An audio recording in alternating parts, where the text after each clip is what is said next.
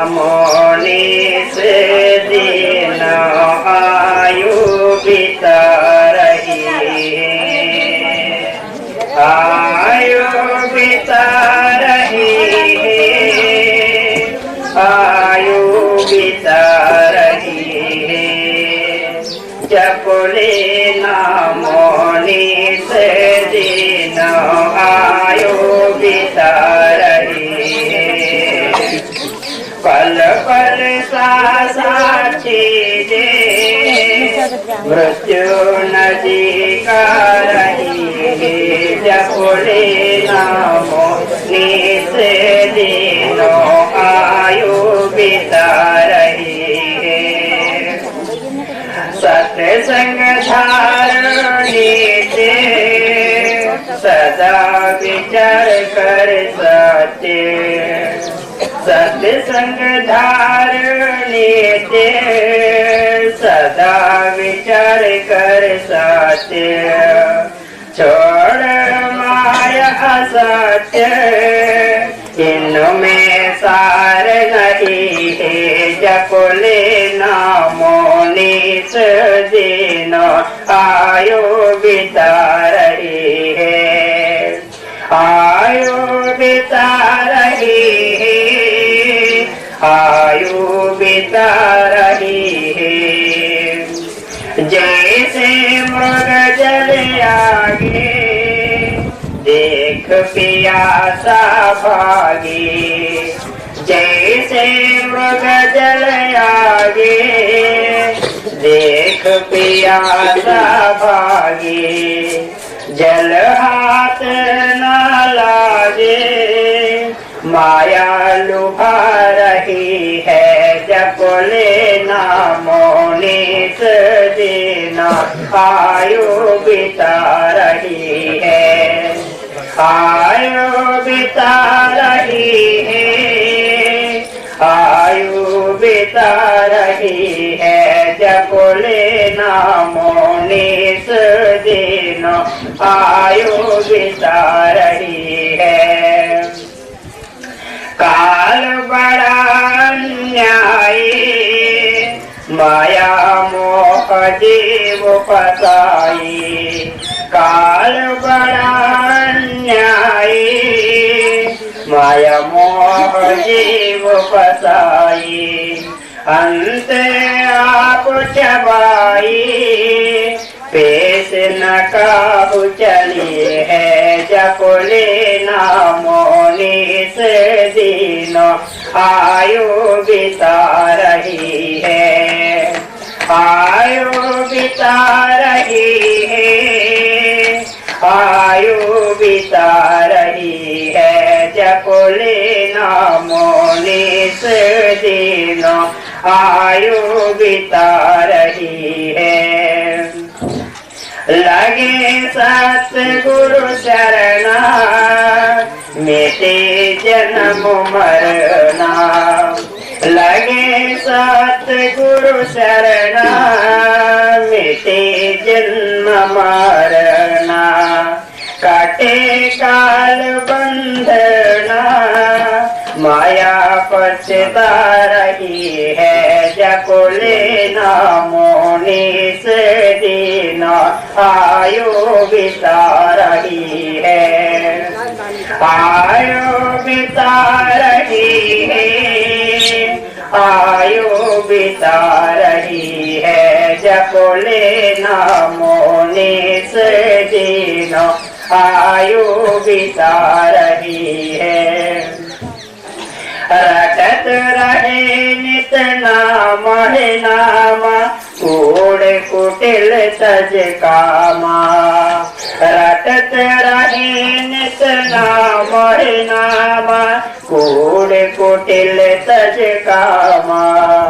जाते पास रामा पुनः जन्म नहीं है। जपले नामो निस दिन आयु बिता रही है, आयु बिता रही है, आयु बिता रही है जपले नामों निस दिनों आयु बिता रही है। सोमनाथ कर गुरु संगा मिटी माया भव भंगा। सोमनाथ कर गुरु संगा मिटी माया भव भंगा। काल जाल ते पंगा रंग नाम चढ़ी है जपले नाम निस दिनों आयु बिता रही है। आयु बिता रही है आयु बिता रही है जपले नामों निस दिनों आयु बिता रही है। पल पल श्वासा छीजे मृत्यु नदी का रही है जपले नामों निस दिनों आयु बिता रही है।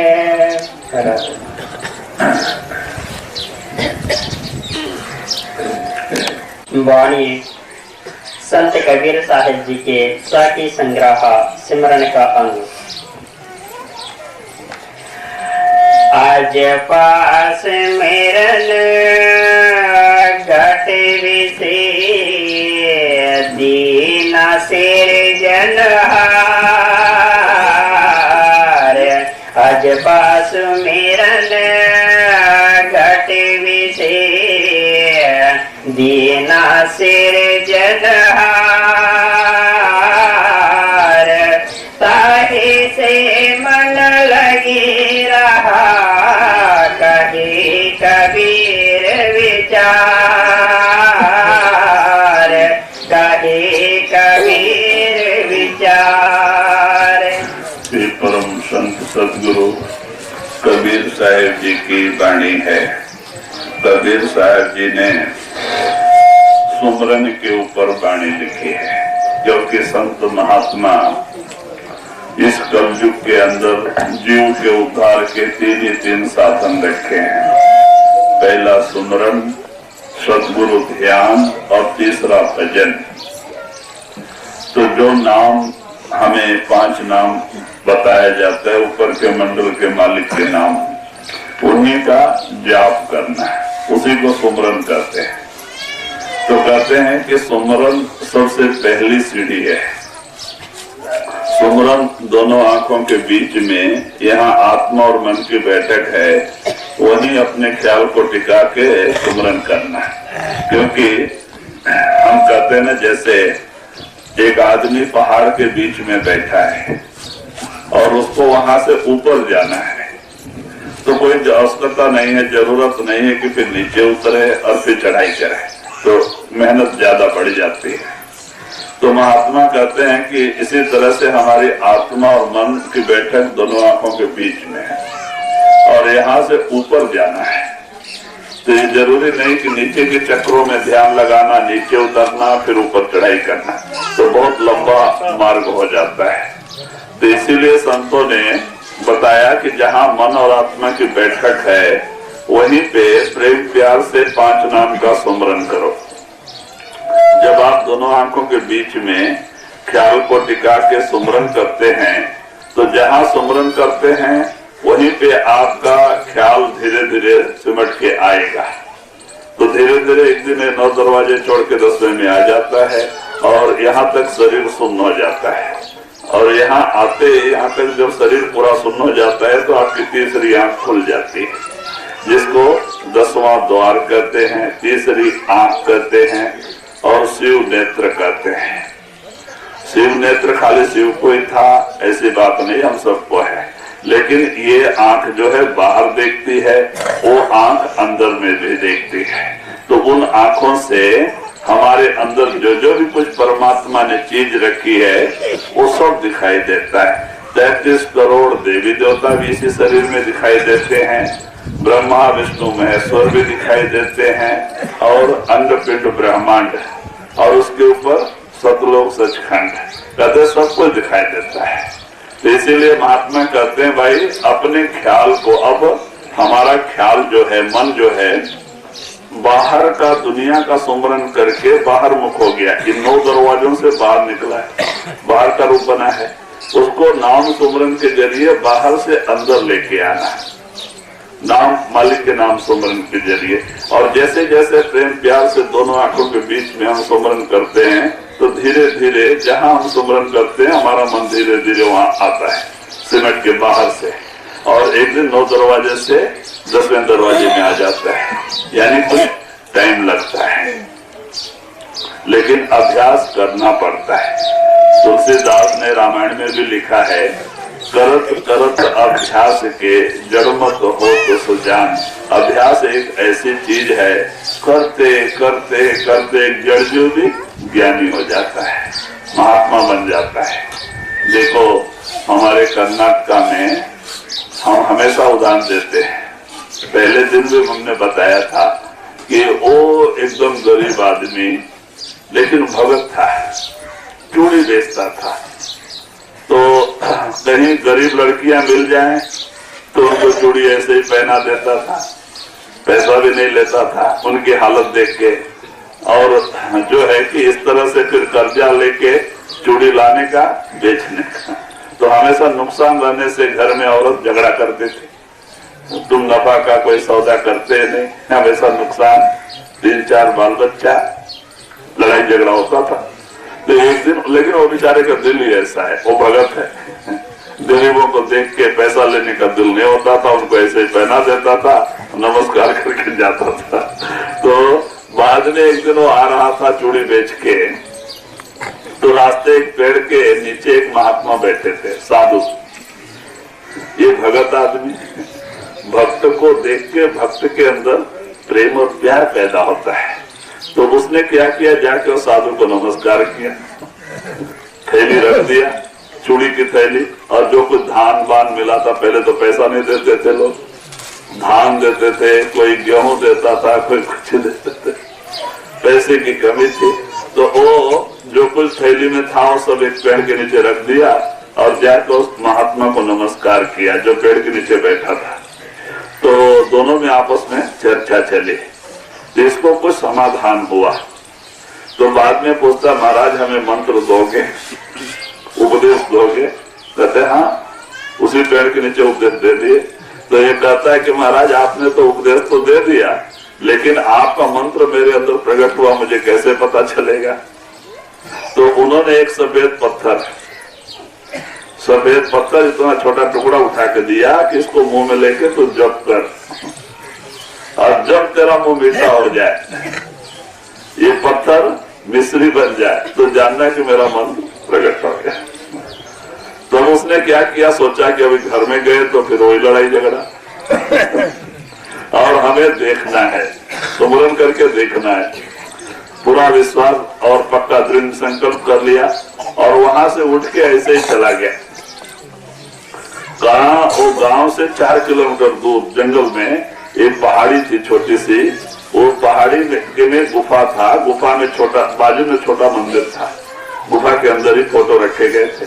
तो वो उसमें चित्ते रहते थे 2, वो कहीं बाहर गए थे।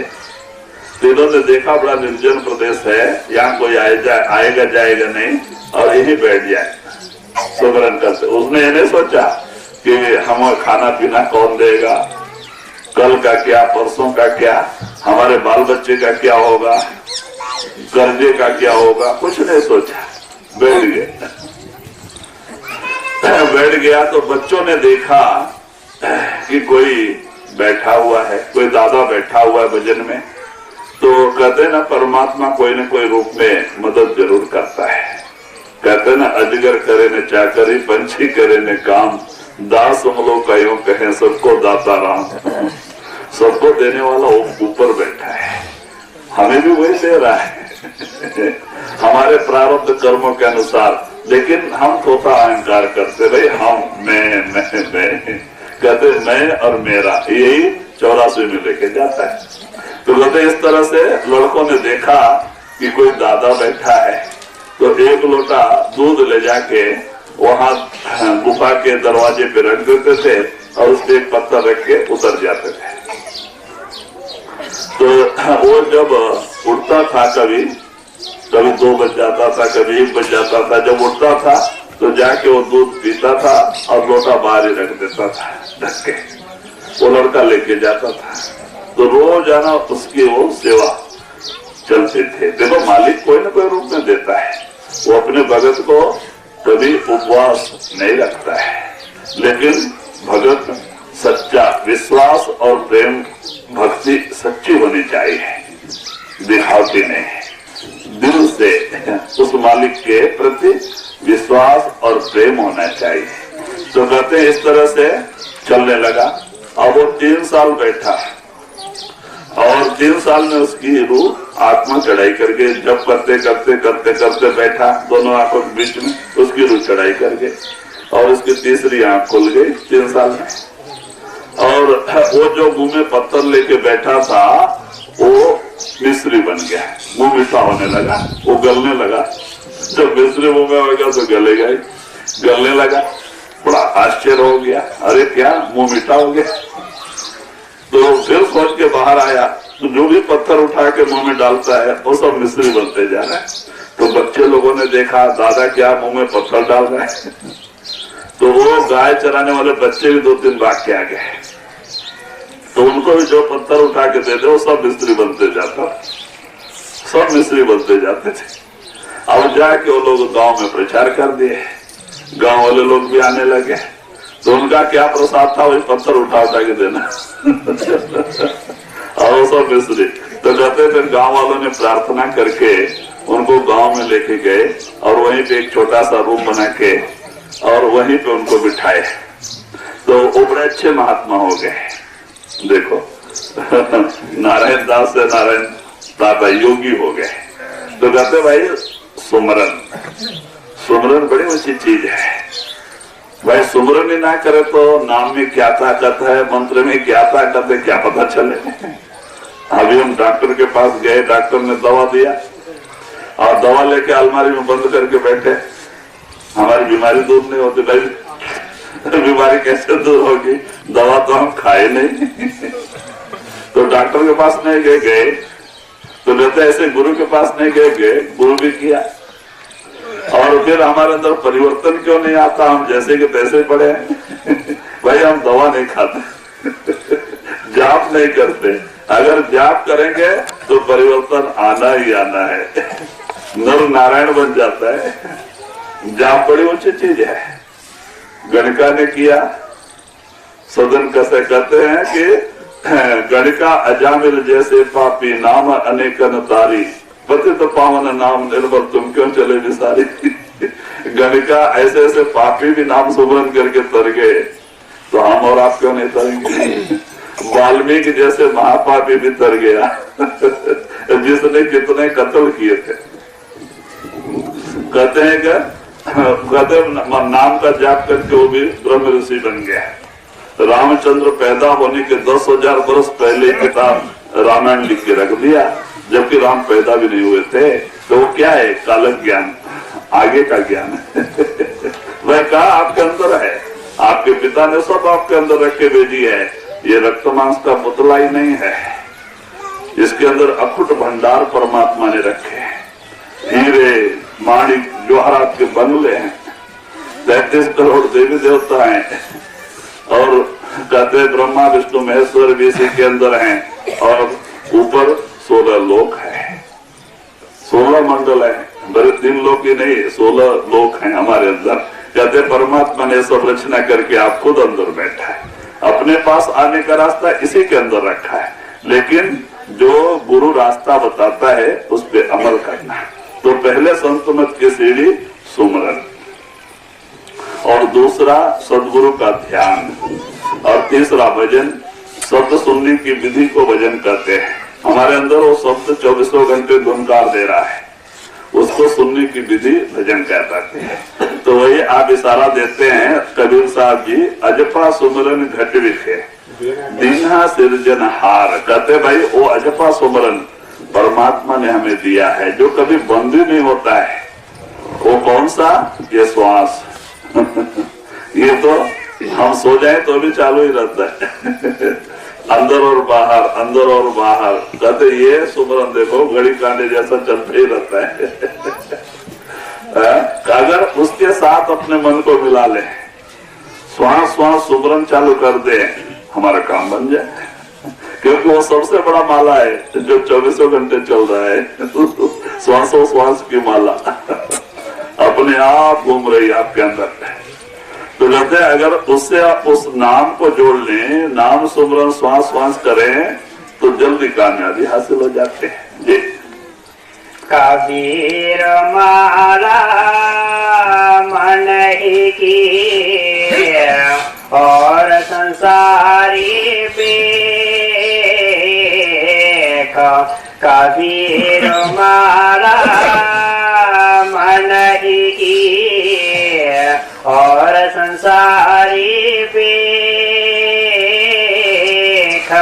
माला फेरे हरि मिले तो गले रहट के देख। गले रहट के देख। तो वही कहते हैं कि माला, कबीर माला, हाँ कबीर माला मन की, जो कहते हैं मन की माला, वो सच्ची माला है। और बाहर की माला कहते बाहर तो हमने बनाया है 108, और कहते बीच में वो बड़ा आ जाता है तो बोलते एक चक्कर हो गया। हम तो गिनती में बढ़ जाते हैं, नाम भूल जाते 1 2 3 4 गिनती में लग जाते हैं। तो कहते भाई बाहर के माला घुमाने से फायदा नहीं, मन रूपी माला उस नाम से जोड़ दो मन को, और नाम सुमरन करो मन में। मन को दूसरी तरफ जाने का मौका ही न मिले। क्योंकि देखो हम चुप रहते हैं लेकिन मन चुपचाप नहीं रहता। ये इसको जो है सुमरन की आदत पड़ी है। कोई न कोई सुमरन से जुड़ा होता है, कोई बाल बच्चे के सुमरन से, कोई खेती गृहस्थी के सुमरन से, और जो दुकान वाले हैं अपने व्यापार के सुमरन से, औरतें हैं अपने खाना बनाने के किचन रूम के सामान के सुमरन से। हमारे अंदर अंदर ही चलते रहता है। तो कहते आप चुप रहते, मन चुप नहीं रहता है। इसको सुमरन करने की आदत है। तो कहते भाई ये दुनिया के सुमरन करने के बजाय नाम का सुमरन, नाम को जोड़ लो, नाम का सुमरन चले मन में, तो देखो मन दूसरी तरफ नहीं जाएगा। और जितना टाइम नाम से जुड़ेगा निर्मल और पवित्र होते जाएगा। भाई नाम के सुमरन से पाप कटते हैं, दुनिया के सुमरन से पाप बढ़ते हैं। तो इसीलिए हम दुखी होते हैं, तकलीफ मुसीबत तकलीफ ये सारी आती हैं दुनिया का चिंता करके। तो कहते दुनिया की चिंता में, दुनिया के सुमरन में दुख है, मुसीबत है, तकलीफ है, बीमारी है। लेकिन नाम के सुमरन में सुख है, आनंद है, मुक्ति है। कहते इसमें सुख है। तो इसीलिए कबीर साहब ने कहा अगर आपको इस दुनिया में सुख और शांति की जरूरत है तो क्या करना है? सुमरन से सुख होता है, सुमरन से दुख जाए। फिर कबीर सुमरन करे तो साईं माई समाए। फिर सुमरन करो, मालिक के नाम का सुमरन करो, बहुत सरल है।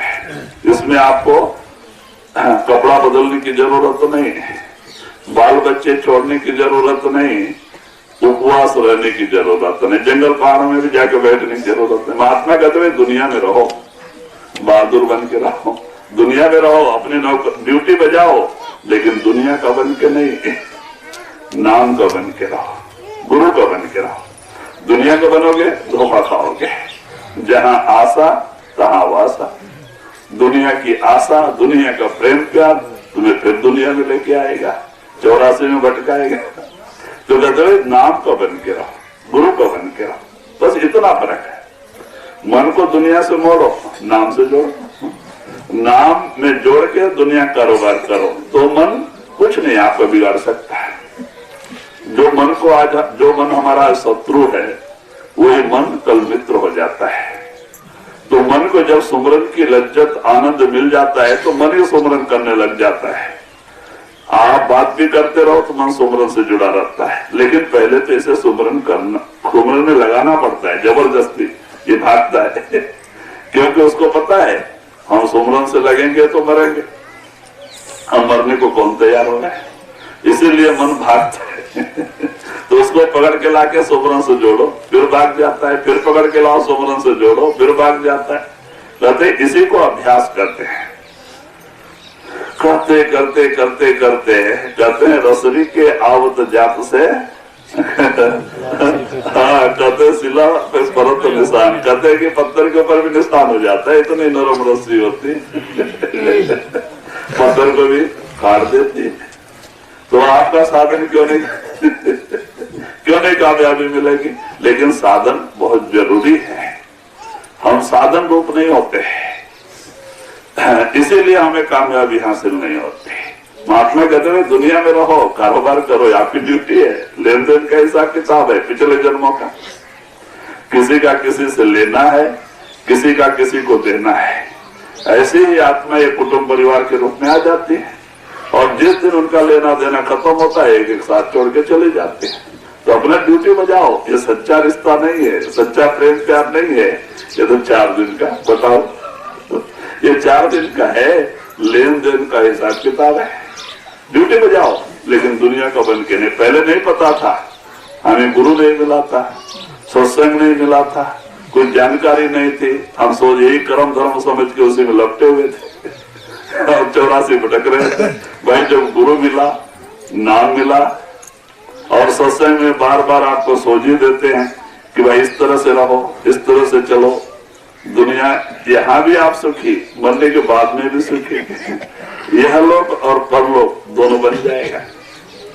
तो कहते भाई इस तरह से, तो वही आप इशारा देते हैं, माला फेरे हर मिले तो गले रख। हाँ, माला फेरे हर मिले तो गले रख के देख। कबीर साहब कहते हैं अगर माला घुमाने से ही परमात्मा मिलना होता तो पहले हमारे जो है कि उत्तर भारत में रहट चलते थे, बावड़ियां होती थी, पानी ऊपर होता था, तो रहट होती थी, छोटी छोटी बाल्टियां खाली नीचे जाती थी, भर के ऊपर आती थी, बैल से घुमाते रहते थे चरखा, तो वो खाली पैकेट नीचे जाके भर के ऊपर आते थे, पानी गिरते रहता था, तो उसको रहट बोलते। वो भी माले जैसा ही होता है, गोला तो कहते भाई उस रहट को चलाने वाले को पहले परमात्मा मिल जाना था, क्योंकि वो सारा दिन चलाता है रात दिन वो चलाता है, वो भी माला जप करता है ना।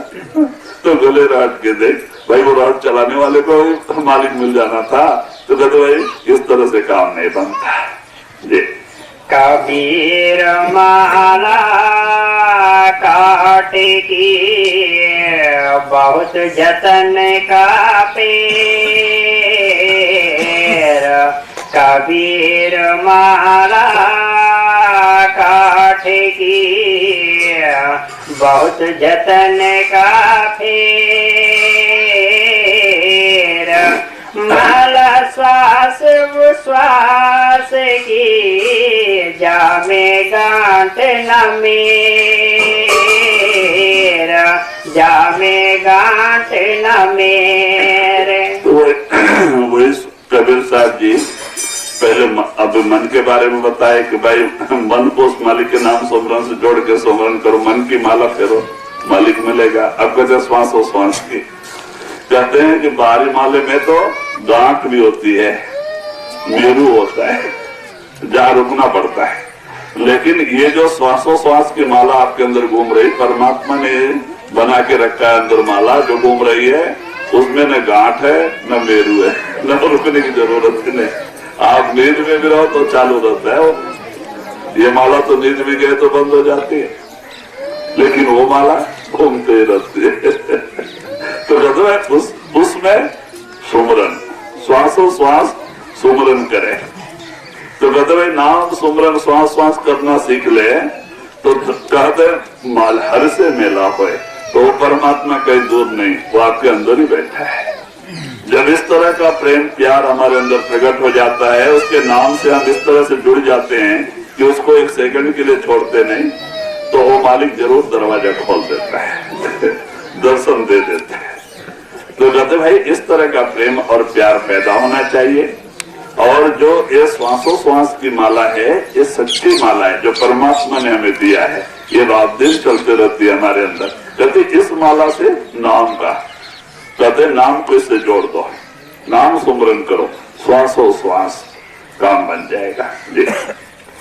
माला मोसे लड़े पड़ी क्या फेरते हो मोए, माला मोसे लड़ी पड़ी क्या फेरते हो मोए, मन के माला फेर ले गुरु से मेला हो, गुरु से मेला हो। तो वही आप कबीर साहब जी कहते हैं कि भाई माला तो मैंने थोड़ा दिन घुमाया लेकिन मुझे शांति नहीं, मेरा माला मेरे से ही लड़ पड़ी कि क्या का फेरत हो मोह, माला तो मन ही की, जो मन की माला है वो तू फेरना सीख ले तो गुरु से मेला होए, तेरा काम बन जाएगा, तेरा इस शरीर में आना सफल हो जाएगा। ये बाहर का माला घुमाने से फायदा नहीं, क्योंकि इससे हमारा ख्याल बाहर मुख होता है। क्योंकि कबीर साहब ने कहा है ना कि ये सुमरन का तरीका नहीं कि माला तो करने फिरे, जीवा फिरे मुखमाए, मनुआ तो 14 फिरे, ये तो सुमरन ना है। तीनों 3 जगह हुए, हाथ में माला घूमते रहता है, मुंह में हम राम राम करते रहते हैं और हाथ में माला घुमाते हैं, माला हाथ में राम, मुंह में राम राम और मन उस राम में नहीं, वो तो तीसरी जगह भटकते रहता है, कहीं दुकान में, कहीं खेती गृहस्थी में, कहीं नौकरी धंधे में जाके मन उधर घूम रहा है, हम बैठे जाप करने को, फायदा क्या है। तो कहते तीनों 3 तरफ हो गए, ये तीनों जब तक एक नहीं होंगे काम नहीं बनेगा। तो मन से सुमरन चलना चाहिए, तो मन को दूसरी तरफ जाने का मौका नहीं मिलेगा, मन निर्मल होएगा। मन को छोड़ के भी जो कुछ करते हैं उससे कामयाबी हासिल नहीं होती, मन धोखा देता है। क्योंकि अगर महात्मा कहते भाई देखो तुम्हारा अगर कोई शत्रु है तो तुम्हारा मन है, इस दुनिया में तुम्हारा कोई शत्रु नहीं, सब अपने भाई हैं, सब उस परमात्मा से आई हुई बूंदे हैं, आत्मा है, सब अपने भाई हैं। कहते एक नूर से सब जग उपजियो, को भला को मंदो, एक ही मालिक के प्रकाश से सारी दुनिया पैदा हुई, सारी आत्माएं आई हुई हैं, तो कौन अच्छा कौन बुरा, ये तो बेचारा अपने अपने कर्म करके एक जगह बुरा और भला बना है। लेकिन कौन, देखो एक बात, ईसा मसीह साइमन जो है ईसा मसीह के गुरुमुख शिष्य थे, ईसा मसीह की बड़ी इज्जत करते थे। तो एक बार उन्होंने ईसा मसीह को आमंत्रण में दिया, बुलाया अपने घर में, तो उस समय अपने रिश्तेदारों को और अपने और परिवार लोगों को बुलाया था उन्होंने। तो गांव वाले को भी बताया था, शहर वाले लोग को भी कुछ जो उनके पहचान के लिए थे तो उनको भी बता दिया था। तो उसी शहर में एक नामी वेश्या रहती थी और सबको पता है कि ये वेश्या है, तो उसको भी पता चल गया कि ईसा मसीह साइमन के घर आने वाले हैं, महात्मा है, तो हमें भी दर्शन करना है। क्योंकि लोगों को, कुछ लोगों को जो बताए थे उसमें उसको भी पता चल गया, तो और सब लोग आके बैठे हुए थे। ईसा मसीह भी आए तो उनको भी एक कुर्सी आसन पे बिठा दिए थे। तो इतने में सब लोग बैठे, उनके रिश्तेदार, उनके कुटुंब परिवार और लोग जो कि उपदेश नहीं लिए हुए थे, सब आए हुए थे। तो ईसा मसीह भी आके बैठे, अभी आके बैठे ही थे, एक 5 मिनट में वो वैसे भी भागी आई सर, उसको पता लगा कि महाराज आ गए, वो भी भागी आई और सीधा देखा, क्योंकि उसने कभी ईसा मसीह को देखा नहीं था, वो कैसे हैं। उसने सबके ऊपर निगाह लगाई खड़ी होके, तो देखा और बहुत सारे लोग विदेशों में, बहुत सारे लोग दाढ़ी बाल बढ़ाए थे, सेम ईसा मसीह के जैसे ही थे। तो वो देखती है कि कौन है वो महात्मा। तो ऐसा देखने से उसको थोड़ा सा भास हुआ, क्योंकि महात्माओं का कुछ हिसाब अलग होता है। तो उसने बरक गई और जाके सीधा ईसा मसीह के चरणों में गिर पड़ी और रोने लग गए, बिलखने लग गए और अपने पापों को याद कर करके, हे मालिक मैंने ये पाप किए, वो पाप किए, तू बख्श दे, तू बख्शनहार है, तू परमात्मा है, मैंने बड़ी पापिन है, मैं बहुत पाप किया। सच्चे दिल से पश्चाताप मन ही मन करते जाती है, रोते जाती है, पापों को याद करते जाती है, रोते जाती है। और इतना रोती है तो वो जो बाकी लोग बैठे हुए थे, साइमन्स के रिश्तेदार, कुटुंब परिवार के लोग और भी शहर के लोग आए थे, बड़े बड़े लोग, तो वो लोग को देख के अभाव आता है कि देखो ये महाराज के ऐसे ऐसे लोग भी शिष्य आए, ये तो नामी गांव की वेश्या है, ये भी इनको ये शायद नहीं तो इनके चरण में क्यों पड़ती थी, ऐसे ऐसे लोग भी इनके शिष्य हैं।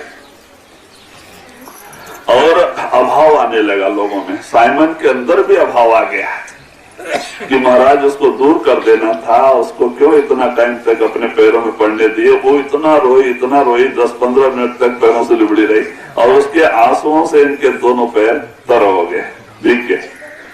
तो बाद में जब वो सर उठा के देखती है तो महाराज के पैर भीग गए हैं। तो अपने उसके बाल खुले हुए थे, वो अपने बालों से पोंछने लगी तो लोगों को और भी शंका हो गया। तो बाद में ईसा मसीह चुप रहे, कुछ नहीं बोले और वो दर्शन करके जो है चली गई, अपना जो है कि चली गई। और बाद में सबका भोजन हो गया, सब लोग आके बैठे तो ईसा मसीह ने सोचा कि इनके मन की जो इनमें शंका पैदा हो उसको दूर करना चाहिए, क्योंकि इन्होंने उपदेश लिया। तो बाद में ईसा मसीह ने कहा कि साइमन को बुलाया, बोलते साइमन, अगर किसी धनी ने किसी को 1000 रुपया कर्जा दिया है और किसी को 5000 कर्जा दिया है, अगर वो 5000 वाले कर्जे को माफ कर देता है तो फायदा किसको होता है? अगर कर्जा एक को 1000 दिया है, दूसरे को 5000 दिया है और धनी उसको माफ कर देता है, 1000 वाले को माफ करे, उसको माफ करे, तो फायदा किसको ज्यादा होता है? तो साइमन कहते हैं 5000 वाले। तो बोले देखो मैं तुम्हारे दरवाजे पे आया था, तुम्हारा धर्म था हमारा पैर धोना, पूछना, लेकिन तुमने नहीं किया, वो काम उसने किया। उसने अपने आंसुओं से आके मेरे पैर धोए, अपने बालों से पूछे और उसने अपने सारे जो की कराई पाप उसको याद करके परमात्मा से विनती करके क्षमा ने मांगा और परमात्मा ने उसे बख्श दिया, उसके सारे पाप खत्म कर दिए। तो बताओ फायदा किसको? क्यों? ये काम तो तुम करना था, उसने किया, तो अब जाके उनका संकल्प समाप्त कर दिया। तो कहते भाई ऐसे ही, तो कहते वही कबीर साहब जी इशारा देते हैं, मन की माला फेर ले गुरु से मेला हो। हाँ, कि मन की माला फेर ले तो गुरु से मेला हो। अगर मन उस मालिक के नाम सुमरन से जुड़ जाए तो मालिक कहीं दूर नहीं, क्योंकि वो हमारे अंदर ही बैठा है। जब इस तरह का प्रेम प्यार उस मालिक के नाम से लग जाता है, जुड़ जाता है, तो वो जरूर पर्दा हटा देता है। जी, माला फेरे कहा भयो हृदय कांति नहीं खोए, माला फेरे कहा भयो हृदय कांति नहीं खोए, गुरु चरण चितराची तो अमरा पुरजो तो अमरा पुरजो। तो वही कहते हैं माला फेरे क्या हुआ, हृदय गांठ न जोए। कहते हैं भाई हृदय की गांठ ना खोले, हृदय में कपट रूपी गांठ ऐसे ही रहे। कपट का मतलब अंदर एक बाहर एक है। हमारे अंदर एक भावना हम रखें, बाहर से दिखावे दूसरा, इसको कपट कहते हैं। कहते हैं कि इस तरह से हम तो सुमरन करते हैं, जाप करते हैं, लेकिन हमारे अंदर से वो कपट नहीं जाता। तो कहते हमारा सुमरन बेकार हो जाता है, क्योंकि आपका दिल साफ और सुथरा होना चाहिए। कपड़ा साफ रहेगा तो कलर उस पर चढ़ेगा, गंदे कपड़े के ऊपर कलर भी नहीं चढ़ता है, नाम का कलर। तो कहते आपको उसके लिए दिल साफ सुथरा बनाना है। हमें मालिक का नाम सुमरन संत क्यों देते हैं? अपने मन रूपी मंदिर को साफ करने के लिए। जब तक यह साफ नहीं होगा तो हमें कामयाबी हासिल नहीं होगी। पहला जो है मन की सफाई, कि मन में आपके राग, द्वेष, कपट, छल ये ना होवे, प्रेम और प्यार होवे, एक को देख के एक के अंदर खुशी पैदा होवे, कपट नहीं, दर्द ना हो, दुख ना हो, खुशी पैदा हो, प्रेम और प्यार होवे। कहते हैं भाई पहले इंसान बनना पड़ता है, फिर जाके इंसान महात्मा भगवान होता है। इंसान का क्या फर्ज है कि एक दूसरे से प्रेम और प्यार करना, ये नर नारायण शरीर है। एक दूसरे से प्रेम प्यार करना और फिर बाद में भक्ति के रास्ते पे चलना, तब तो जाके कामयाबी हासिल होती है। अगर हमारा मन मलिन है कामयाबी हासिल नहीं हो पाती है। तो इसीलिए कहते हैं हृदय गांठ न खोले, तो सुमरन करके भी कुछ फायदा नहीं हो पाता है, क्योंकि जो कपट है इससे पाप बढ़ते हैं। हम किसी का दिल दुखाते हैं और कभी कोई पाप बढ़ते जाता है इससे, तो जो हमारी सुमरन है वो उस पाप को दूर करने में खत्म होते जाता है, बचता कुछ नहीं, हमारे अंदर परिवर्तन आता नहीं। अगर हमारा दिल साफ है तो जो थोड़ा बहुत करते हैं वो बैंक बैलेंस होता है और उससे हमारे मन की सफाई होती है, हमारा मन निर्मल होता है। नहीं तो उस जो भी कुछ पाप बन जाता है या कुछ और कुछ कर्म बन जाते हैं, हमारा भजन सुमरन उसको दूर करने में खत्म होते जाता है, बचता कुछ नहीं है। भाई फल तो दोनों मिलता है, जो बुरे करते हो वो भी आपके हिसाब में जमा होता है, जो भला करते हो वो भी जमा होता है। लेकिन बुराई को हटाने के लिए भलाई खत्म हो जाते रहते, वही सुमरन खत्म हो जाता, मालिक की भक्ति खत्म होते जाते रहते। इसीलिए आपका दिल साफ और सुथरा होना चाहिए। देखो हम एक कहानी बताते थे, एक मंदिर में एक पुजारी रहते थे और उस मंदिर के सामने ही एक वेश्या का घर था शहर में। तो वे पुजारी का जैसे कोई आवे तो पूजा करते रहते थे, बाकी समय में आके मंदिर के सामने बैठते थे, तो सामने वेश्या नजर आती थी। तो इनके मन में कुछ विकार, बुरे ख्यालात प्रकट होते थे। तो देखो, और जितने लोग आते जाते थे तो ये गिनती करते बैठते थे। तो एक आदमी आया तो एक पत्थर फेंक देते थे, उधर खड्डा था उसमें एक पत्थर फेंक देते थे, ये काम करते थे। तो धीरे धीरे खड्डा भर गया। तो इनकी दृष्टि बुरे की तरफ थी और उधर जो वेश्या को कोई काम नहीं रहता था तो वो दरवाजे पे खड़ी होके मंदिर की तरफ देखती थी। तो महात्मा नजर आते थे मंदिर में, जो है कि वो मूर्ति नजर आती थी। तो पश्चाताप करती थी कि मैं कितनी पापी हूँ, मैं तो पापों में लगी हुई है। देखो कितना महात्मा है जो मंदिर में रहता है, मालिक की भजन बंदगी से जुड़ा है, उनकी सेवा करता है, पूजा करता है, और मेरे को परमात्मा ने वो भाग्य भी नहीं दिए, मैं कितनी पापी हूँ। उसके अंदर सच्चे दिल से पश्चाताप होता था। और इनके अंदर मंदिर में रहते थे, इनका मन मलिन रहता था, इनके अंदर ख्याल ही कुछ अलग होते थे। एक आदमी आया तो एक पत्थर फेंक देते थे, दो आदमी आया तो दो पत्थर फेंक देते थे, खड्डा भर गया। कहते इसके इतने पाप पड़ गए। तो बाद में देखो कुछ मालिक की मर्जी, उसका ख्याल इसमें इसका ख्याल उसमें होने से दोनों एक ही दिन मरे।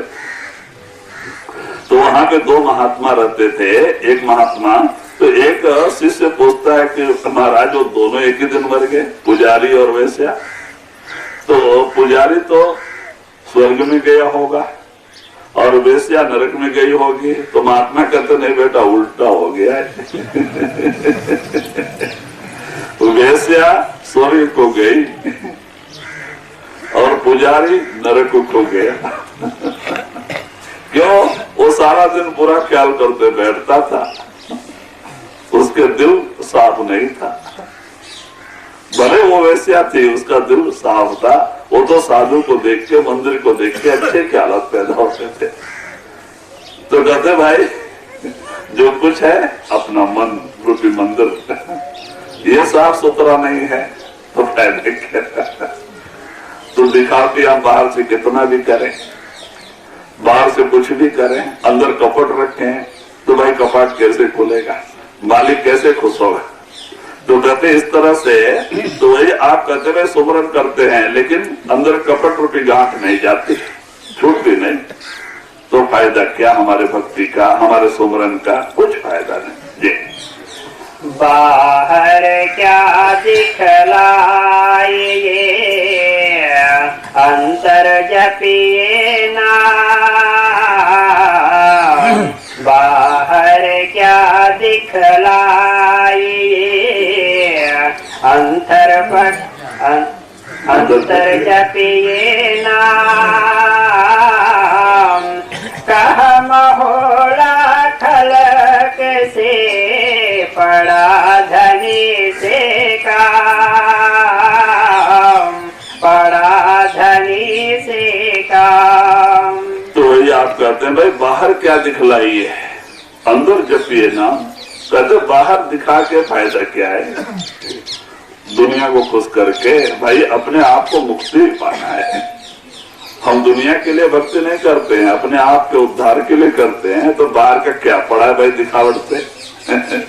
चाहे आप बाहर से रुद्राज पहन लो, पीला कपड़ा रुद्राज पहन लो, कुछ भी पहन लो, जब आपका मन साफ नहीं। अभी हम क्या करते हैं, बाल बच्चे छोड़ देते हैं, पीला कपड़ा रुद्राक्ष ले लेते हैं, जाके जंगल पहाड़ों में बैठ जाते हैं, सन्यासी बन जाते हैं। शरीर तो जंगल में है लेकिन मन दुनिया में। मन में क्या है? कैसे हमें इज्जत मिलेगी, कैसे धन कमाया जाएगा। अरे भाई यही दो बीमारी तो दुनिया वालों के अंदर है, और यही बीमारी तुम्हारे अंदर है, तो तुम कहां जाओगे? जहां आशा तहां वासा। बाहर का ड्रेस आपको उतार नहीं, क्योंकि शरीर को मुक्ति नहीं मिलना है। बंध और मोक्ष का कारण मन है, शरीर नहीं। ये तो मट्टी का मकान है, 5 तत्व का, ये तो इधर ही फेंक के जाना है। इसको मुक्ति नहीं किसी की, इसको तो जला देते हैं तो मुट्ठी राख बन जाती है। हमारी जात कुल मर्यादा जल के राख बन जाती है। तो मुक्ति किसको मिलना है? मन को। मन आत्मा साथ जाती है, इनकी गांठ बंधी हुई है। शरीर तो छूट जाता है लेकिन मन और आत्मा का गांठ नहीं छोड़ता। ये करोड़ों जन्मों के गांठ बंधे हुए, बड़े जबरदस्त गांठ है। कर्म मन करवाता है, कर्मों की मैल मन पे चढ़ती है, मन मलिन होता है, लेकिन आत्मा उसके साथ चक्कर लगा रही, क्योंकि गांठ बंधी हुई है। शादी हो गई, गांठ बंधी। अब देखो, बंध और मोक्ष का कारण मन है। आत्मा तो मुक्त रूप है, आत्मा तो परमात्मा का अंश है। आत्मा को पाप नहीं, पुण्य नहीं, कर्म नहीं, धर्म नहीं, जन्म नहीं, मरण नहीं, ये तो परम पवित्र है, परमात्मा का अंश है। फिर क्यों 84 में भटक रही है? मन का साथ पकड़ के। मन का इसका बड़ा गहरा संबंध हो गया है, बड़ा गहरी गांठ बन गई है, और ये करोड़ों जन्मों से है। और इसीलिए मन के साथ में चक्कर लगा रही। अभी जैसे एक राजकुमारी, कहीं राजकुमार के साथ शादी करके राजमहलों में रहना था, लेकिन राजकुमारी ने भंगी के साथ शादी कर ली। अब जो भंगी के साथ शादी कर लिया तो उसको काम करना ही पड़ता है। अब जब भंगी रोड पे झाड़ू लगाएगा तो कचड़े की टोकरी धोना ही पड़ता है राजकुमारी को। कहते यही हालत हमारी आत्मा की हो गई। हमारी आत्मा परमात्मा की अंश है, ये राजकन्या है। ये तो कहीं अपने परमात्मा से प्रेम प्यार करके उससे जाके शादी करना था, परमात्मा से प्रेम प्यार करना था, लेकिन मन रूपी भंगी से शादी कर ले, प्रेम कर ले। और मन इंद्रियों का गुलाम। मन इंद्रिया जहां चाहे वह मन को खींच के लेके जाती है। मन जो है आत्मा को खींच के लेके चला जाता है। उल्टा हो गया। क्या होना था? आत्मा के बस में मन होना था और मन के बस में इंद्रियां होनी थी, लेकिन उल्टा हो गया। इंद्रिय के बस में मन, मन के बस में आत्मा, उल्टा। और इस तरह से बेचारा चक्कर खा रहा है। इसीलिए महात्मा कहते भाई देखो, जो है अगर तुम्हारा कोई शत्रु है वो तुम्हारा मन है।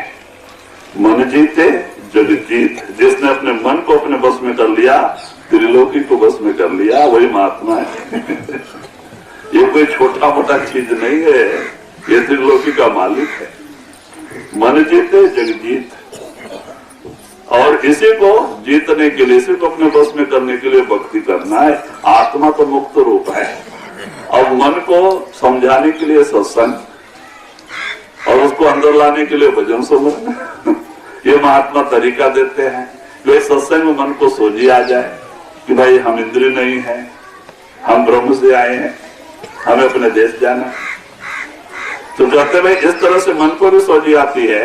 और जब मन भजन सुमरन से जुड़ता है, इसको नाम की लज्जत मिल जाती है, तो मन जाके शब्द से जुड़ जाता है और दुनिया शब्द को छोड़ के दुनिया में आना ही पसंद नहीं करता। लेकिन जब तक इसको नाम की लज्जत नहीं मिलती है, शब्द की लज्जत नहीं मिलती है, तब तक ये दुनिया छोड़ना नहीं चाहता है। इसलिए महात्मा सुमरन और ध्यान का तरीका समझाते हैं। भाई अंदर आ जाओ। अंदर में वो नाम में इतनी खुशी है, इतना आनंद है, जो तीन लोग की कोई भी चीजों में नहीं। वो शब्द में उतना आनंद है। अगर वो मन को मिल जाए तो मन जाके सबसे जुड़ जाता है और फिर दुनिया की तरफ आता ही नहीं। तो जहाँ मन नहीं वहाँ आशा और तृष्णा भी नहीं। तब जाके इनको सच्चा सुख और शांति मिलता है। लेकिन जब तक मन है, सुख और शांति का स्वप्न में भी नहीं। तो मन जब तक मरेगा नहीं, हमारा काम बनेगा भी नहीं। तो महात्मा कहते हैं तुम्हारा शत्रु इस दुनिया में कोई नहीं, वो तुम्हारा मन है। इसीलिए महात्मा कहते हैं भाई सतगुरु कहे करो तुम सोई, मन के कहे चलो मत कोई। यह भावने बोते दिलवावे, सतगुरु से बेमुख करवावे। मित्र न जानो बैरी पूरा, सतगुरु से यह डारे दूरा।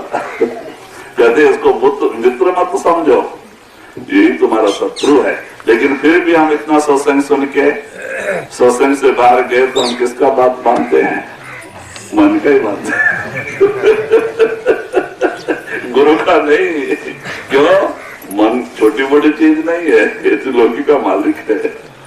वो बना लेता है, अपना रूप बना लेता है, भक्ति से आपको दूर हटाता है। वो नहीं चाहता कि ये भक्ति करके हमारे कंपाउंड से निकल के चला जाए। वो तो चाहता है कि हमारे कंपाउंड के अंदर ही रहे। और इसीलिए वो पूरा प्रयत्न करता है। सूरत सब सहजे ही दोनों होता ही, हरदम घट के माहे। सहजे ही दोनों होता है, हरदम घट के माहे। सूरत शब्द मेला बया, मुक्ति हाजत नाहे, मुक्ति हाजत नाहे। तो वही कबीर साहब जी अब आपको समझाते हैं कि भाई जब ये सहज ही सहज आवाज शब्द धुन हमारे अंदर हो रही है, हम चुप होते हैं, हम सो जाते हैं, लेकिन शब्द नहीं सोता है। 24 घंटे एक ही समान यहाँ बज रहा है हमारे अंदर 10वें दरवाजे में। तो सब लोग सचखंड से आके यहाँ धुनकार को दे रहा है, अनहद नाद जो बहुत सुरीला है। अगर वो कहीं मन को मिल जाए, मन से उसका संबंध जुड़ जाए, फिर उसको छोड़ के मन दुनिया में आता ही नहीं। उसमें इतना बड़ा आनंद है, इतनी कशिश है जो दुनिया की कोई भी चीज में नहीं। क्योंकि मन लज्जत का आशिक है। इसको आनंद चाहिए, रुचि चाहिए, लज्जत चाहिए। इसको जहाँ लज्जत मिले भाग जाता है। फिर थोड़े दिन में फीका होता है, उससे अच्छी लज्जत मिले तो वहां भागता है। कहीं एक जगह स्थिर नहीं होता है। मृग तृष्णा। और और सबसे अच्छी से अच्छी चीज मिल जाए तो मन जाके उसमें समा जाता है। वो क्या चीज है? आपके अंदर जो अनाद 24 घंटे धुनकार दे रहे, अगर वो कहीं आपके अंदर प्रकट हो जाए, मन को सुनाई दे तो मन जाके उससे जुड़ जाता है। जैसे सांप बिन धुन सुन के मस्त हो जाता है, अपने आप को भी भूल जाता है। सवेरा पकड़ भी ले तो उसको कुछ होश नहीं रहता है। ऐसे मन वो शब्द सुन के मस्त हो जाता है और फिर उस शब्द को छोड़ के बाहर आना ही पसंद नहीं करता। तो जहाँ मन नहीं वहाँ आशा और तृष्णा नहीं। और इसको सच्चा सुख और शांति मिल जाती है। और जो मन हमारा शत्रु था वो हमारा मित्र हो जाता है। वो तो हमेशा शत्रु से जुड़ा रहता है, बाहर दुनिया में नहीं आता है। तो आपको कोई काम बाहर करने के लिए मन को ऊपर से नहीं उसमें लगाना पड़ता है, नहीं तो मन आना ही नहीं चाहता है। तो कहते इस तरह से इसको सच्चा सुख और शांति मिल जाती है। ये माला तो करे में फिरे, जीव फिरे मुख माहे। माला तो करे में फिरे, जीव फिरे मुख माहे। मनवा तो दह दिस फिरे, ये तो सुमिरन नाहि, ये तो सुमिरन नाहि। तो वही आप करते भाई, हाथ में माला घुमाते हैं, मुंह में राम राम भी करते रहते हैं, लेकिन मन उस राम में नहीं, वो तीसरी जगह भटकते रहता है, 10 दिशाओं में। तो कहते भाई ऐसे सुमरन से कोई फायदा नहीं। मन उस मालिक के नाम का सुमरन का रूप होना चाहिए। मन को सुमरन से जोड़ के सुमरन करना है कि दूसरी तरफ जाने का इसको मौका नहीं मिले, तो मन दुर्मल होता है। मन को छोड़ के जो भी कुछ भक्ति करते हैं सब वृथा जाता है, मन धोखा देता है। तो इसीलिए महात्मा कहते भाई कि जब मन को नाम की लज्जत मिलती है तब जाके मन उसमें समाता है, नहीं तब तक ये भागते ही रहता है। इसका काम ही है, एक सेकंड भी स्थिर नहीं होता। आप ध्यान में बैठ के देखो, एक बार 2 बार सुमरन करते, तीसरी बार नाम कहाँ पता नहीं कहाँ चला जाता है। हम बैठे रहते हैं लेकिन मन ही नहीं रहता है। तो फायदा क्या? ये धोखा दे देता है और हमें या तो दुनिया के सुमरन में लगा देता है। दुनिया का सुमरन तो अच्छा लगता है, नाम का सुमरन तो रूखा फीका लगता है। दुनिया के सुमरन में लगा देता है और आप तमाशा देखते बैठता है। अब दुनिया सुमरन करके मन मलिन होता है। सो ध्यान में बैठ के भी ये धोखा देता है। तो कहते मन की हालत है। तो वही आप इशारा देते हैं, मन कोई छोटी मोटी चीज नहीं। एक बार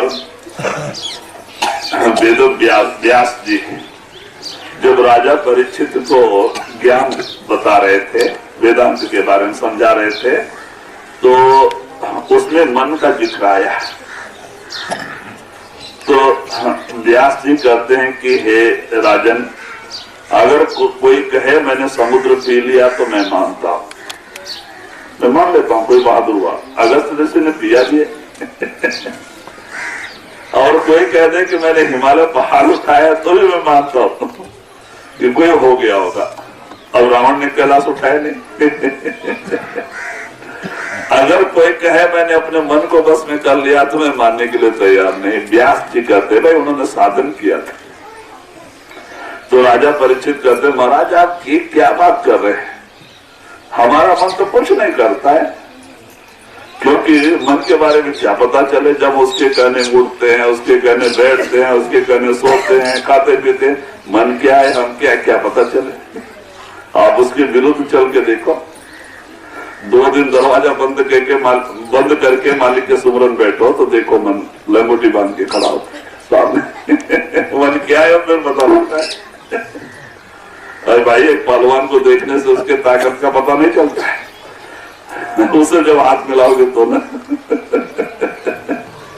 तो उसके विरुद्ध में चलो तो देखो मन खड़ा होता है, तमाशा दिखाता है। तुम 2 दिन के लिए बैठो, 2 घंटे बैठे नहीं देगा वो, कब तुम्हें बाहर निकाल के फेंकेगा।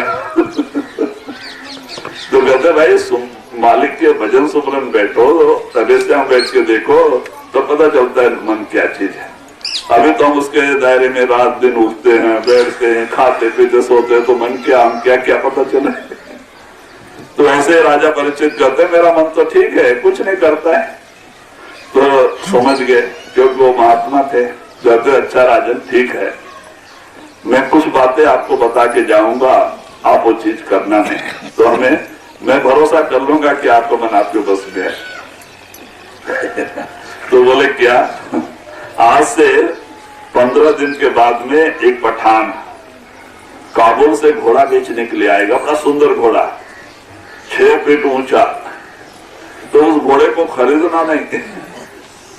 अगर उस घोड़े को खरीद के लिया तो उसके ऊपर सवारी नहीं करना।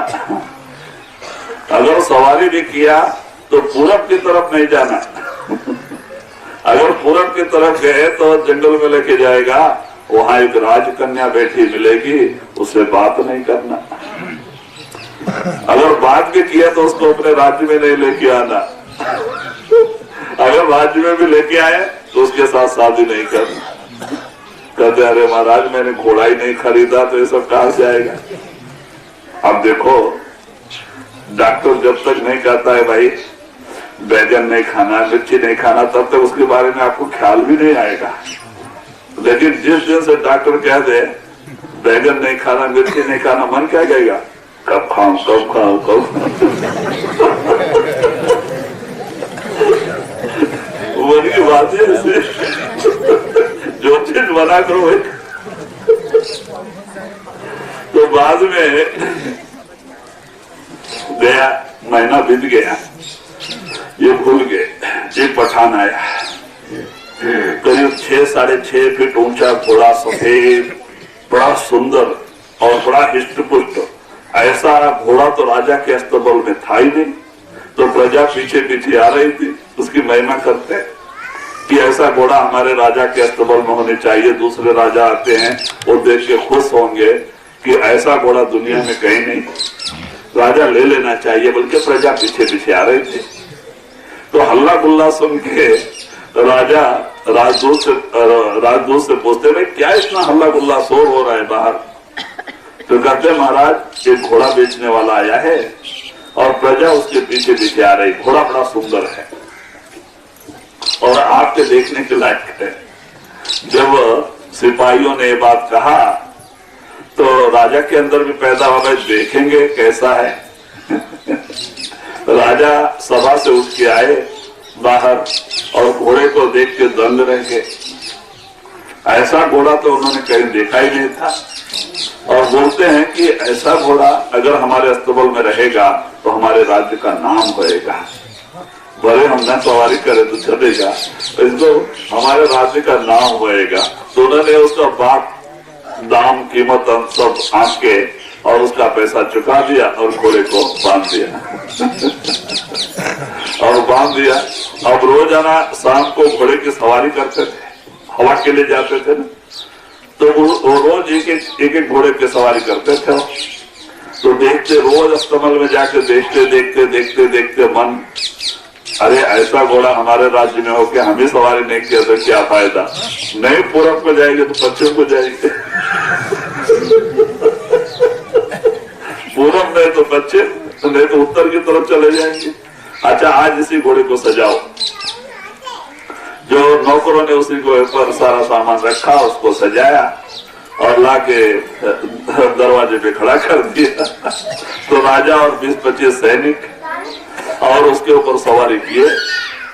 तो वो ये जा रहे थे पश्चिम की तरफ, लेकिन जाते जाते घोड़ा इतना मोजोर हो गया कि राजा की बात ही नहीं मानी और घूमते घूमते घूमते सीधा पूरब की तरफ लेके गया।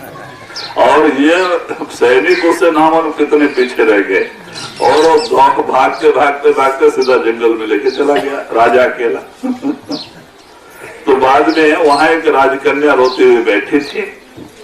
राजा को देख के बड़ा आश्चर्य होता है कि 5:30-6 बजे का टाइम, शाम का समय है, अंधेरा होने को आ रहा है और ऐसे एकांत और निर्जन जो है कि जंगल में ये कैसे रोते बैठी है।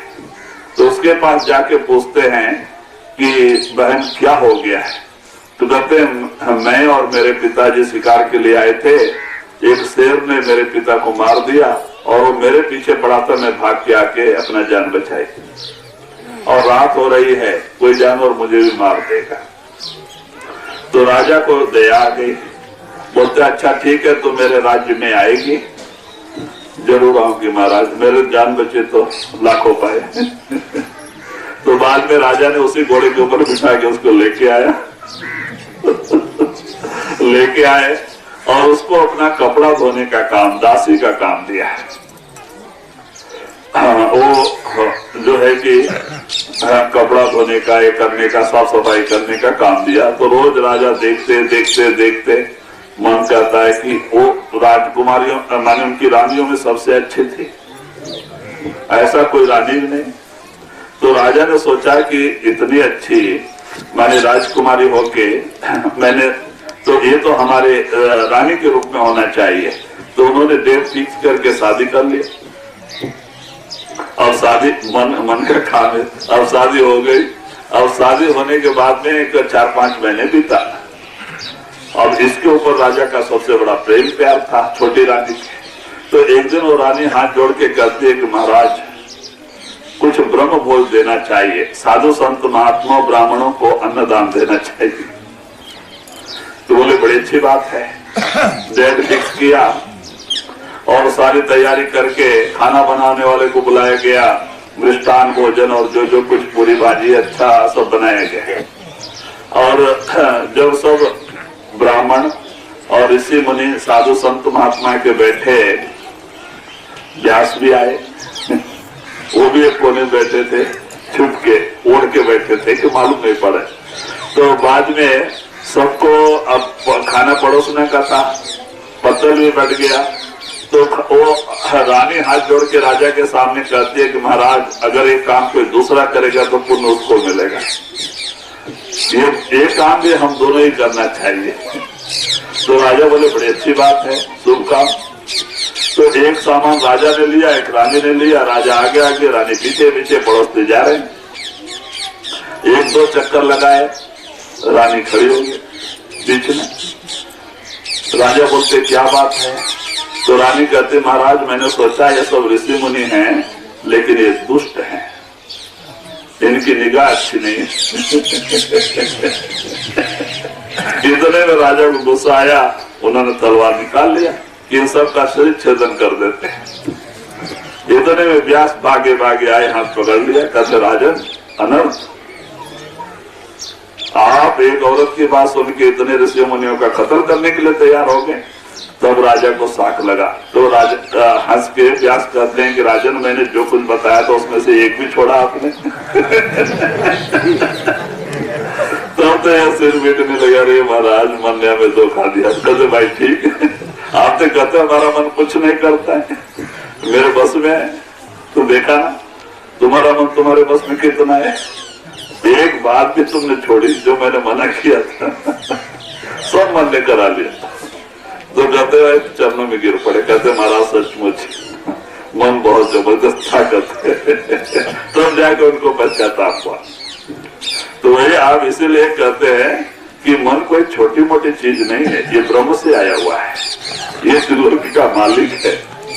33 करोड़ देवी देवता, ब्रह्मा विष्णु महेश्वर, ऋषि मुनि योगी जपी तपी सब पे इसका अधिकार है।